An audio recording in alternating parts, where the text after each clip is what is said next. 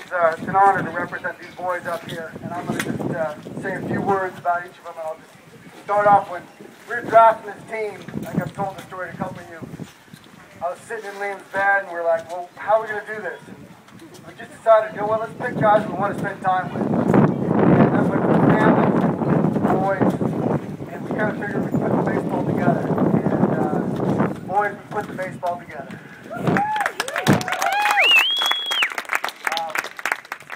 I'd like to bring up Marcus Guy. Marcus, you had more determination and grit. And if we had 2 more games, I'm convinced you'd be lining them over shortstop. It's great to have you, my friend. Marcus. I first saw this 11-year-old last year in the championship game. I didn't know much about him. He's one of those guys who just took a flyer on, played incredible defense at first base. He won that position before the season started. One of the best fielders in the league, Gabe Woolley. There you go, Gabe.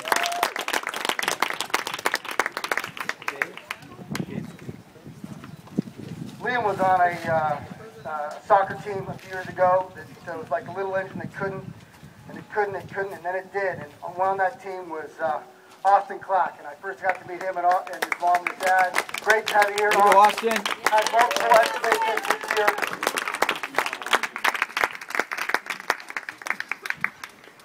And then our Rookie of the Year, someone that came in and played one of the most difficult positions in baseball on a consistent basis with style, some flair. We call him Charlie! Here you go, Charlie.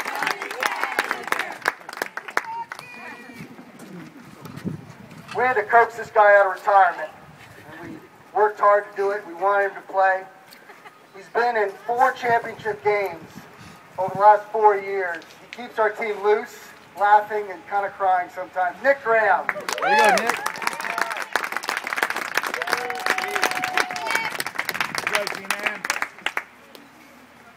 Now you might not recognize him because he just got a number 4 buzz. But, number 5, excuse me. Logan was on the Yankees last year, and I had him in the All-Stars a couple years ago.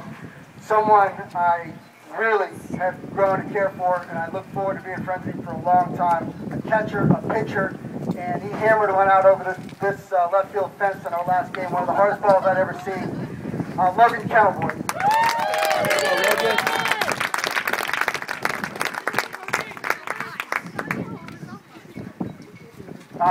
This next guy, before he got up and hit that double in the last inning, I came up to it and I said, how do you think of yourself as a baseball player?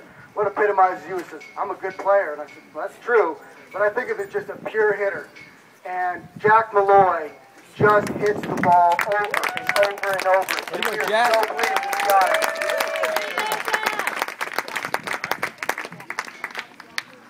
Now, these last 4 boys, I've had the pleasure of coaching their entire Little League careers. And it has been a true pleasure. Number 1, we coached him out of retirement. He took a year off last year to tour in the Dominican Republic playing jazz concerts, but we got him back. And we are so pleased, and I hope he's pleased. Please give a warm welcome to Jack Saavedra.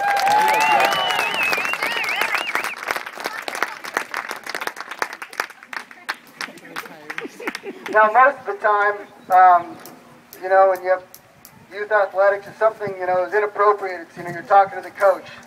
But Michael Norsham said more inappropriate things to me over the last 5 years. But the best thing about that is Michael, he kept the team loose, and this year, Michael, you turned into a ferocious hitter. It was one of my favorite parts of the season. You just hit the ball hard. You had multiple extra base hits. You had a great shot today, and you are a hitter. You're a great hitter. Welcome. Way to go, Mike.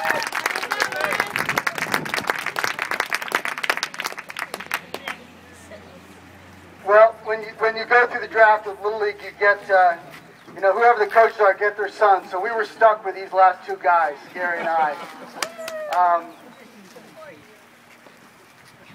You know, we were a team that relied on Nick Roth a huge amount. He was our ace pitcher. He was our big bat in the lineup. And he came through for us time and time and time again. But I think my favorite part about Nick Roth is from the age he was 9 until now, every practice, every game, I'd come to the field, and Nick would give me a huge hug. And I truly appreciate that. And Nick, you've got many more games in front of you, but I'm glad that we were part of this last one here at Westwood. Go, Nick. And I guess this is how you write it up. You have your boy play a great game, have some adversity, but be part of the winning part of the final. Liam, you're twice the ball player I ever was. And you kept this team together with your consistency. You're incredible hitting this year. But you're a great teammate. And this whole team's proud of you, but I'm proud of you. Welcome. Well, come on up. Go, Liam. As I mentioned before, Gary and I have coached together for 4 or 5 years. I can't even look, but I think it's been a true pleasure. It's a hell of a way for us to wrap this up. You know, we're dear friends. I also like, in our team, we had so much help. Amy Saavedra, Doug Clack, Steve Gallagher, Dan Kellenford, if he's here. I don't know if Dan made it, but Dan was great in terms of helping us coach. And it's been a true pleasure. Thank you very much. All right, how about one last hand for both these phenomenal teams, Red Sox and Yankees. Yeah, and then we're going to shake hands one more time. Congratulations, boys. Excellent season. Good job. We're going to shake hands one more time. Thanks for coming out, everybody. Just a quick public service announcement. On Monday, Western Little League will be hosting a minors tournament championship game at Central. So the Tigers, which won our minors division, will be playing a Novato North team. I'm sorry, the Indians. The Indians will be playing, for Point Reyes will be playing a Novato team. And the Yankees will go on Monday and play at Treasure Island at 5:30 if you want to come root us on. And stay tuned, we'll be sending out all-star schedules as well. We're going to be hosting about 10 games at Central and a couple at White Hill. Thanks, everyone.